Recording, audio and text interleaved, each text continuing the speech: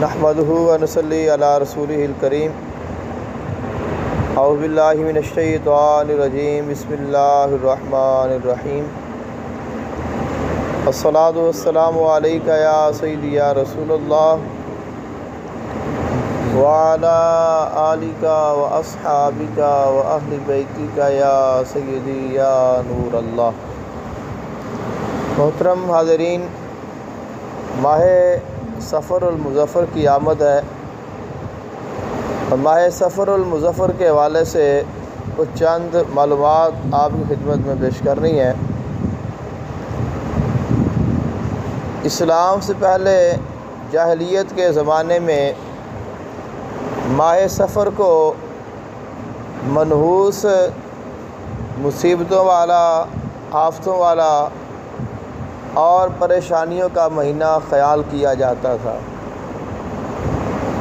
اور لوگ اس کو منحوس سمجھتے تھے اور اس میں کوئی بھی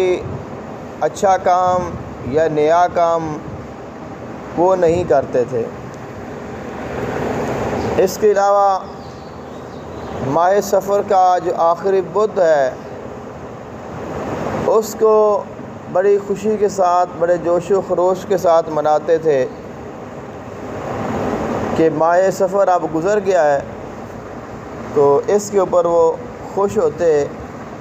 اور وہ کہتے کہ ماہ سفر کا آخری جو بدھ ہے یہ پورے مہینے سے زیادہ سخت ہے، اگر یہ گزر گیا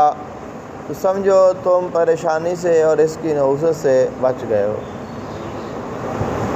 حضور اقائد عالم صلی اللہ علیہ وآلہ وسلم نے ارشاد فرمایا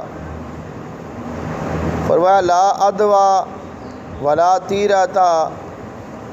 ولا حامتا ولا سفارا۔ فرمایا ایک بات تو یہ ہے کہ ایک بیماری دوسرے شخص کو اڑ کر ایک شخص کی بیماری دوسرے تک نہیں پہنچتی۔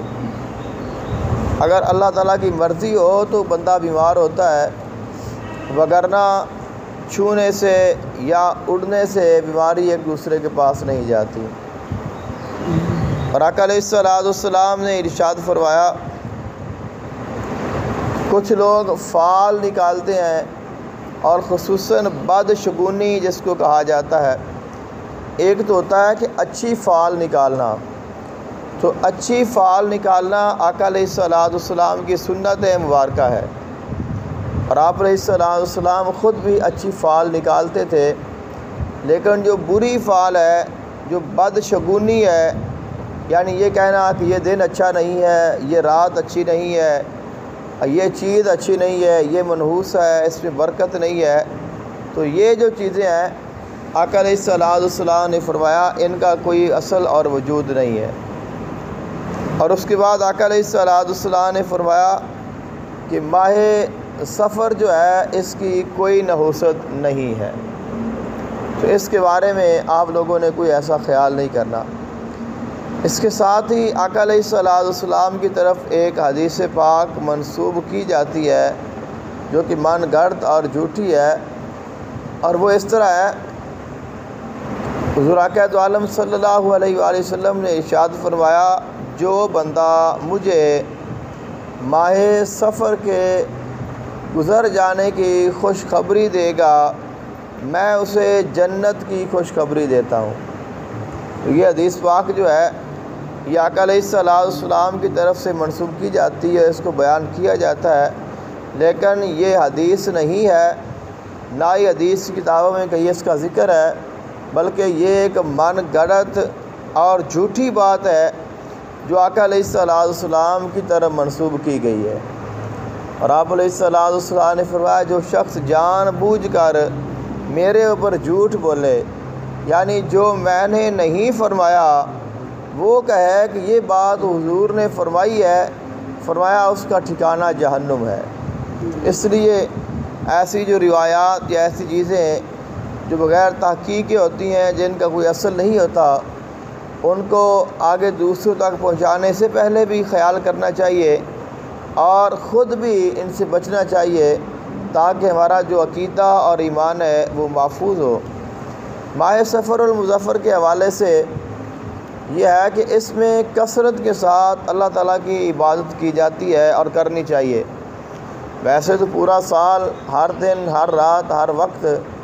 لیکن اس مہینے میں کچھ خاص عبادات ہیں جن کا اہتمام کرنا چاہیے، جو اولیاء کرام کرتے رہے ہیں۔ تو ان میں سے ایک دعائے حزب البحر ہے، یہ بڑی معروف دعا ہے، اور یہ قرآنی آیات اور احادیث کی روشنی میں جو دعائیں ہیں ان کا مجموعہ ہے، اور اس میں بہت زیادہ برکات ہیں، اور اس کو اولیاء کرام نے بہت زیادہ پڑھا ہے۔ تو اگر کوئی اس کو پڑھنا چاہے تو 6، 7 اور 8 صفر المظفر اس کی زکوٰۃ ادا کی جاتی ہے، اور اس کی کچھ شرائط ہیں جن کے اوپر چلنے کے بعد اس کو پڑھا جاتا ہے۔ لیکن اگر کوئی شرائط پر عمل نہیں کرتا ہے تو ویسے ہی اگر اس کو پڑھتا ہے اس کے ساتھ بہت زیادہ جو ہے مبارکات حاصل ہوگی۔ اس کے علاوہ درود پاک ہے، سورہ مزمل ہے، کوئی بھی اللہ تعالیٰ کا ذکر کیا جائے اس کے ساتھ برکات بھی زیادہ حاصل ہوگی، مشکلات بھی آسان ہوگی، اور انسان یہ جو جتنی بدشگونیاں ہیں ان سے بھی بچ سکتا ہے، اور زیادہ سے زیادہ جو اللہ تعالیٰ کی رحمتیں اور برکتیں ہیں وہ حاصل کر سکتا ہے۔ دعا اللہ تعالیٰ عمل کی توفیق عطا فرمائے۔ حفظ ذکر لا الہ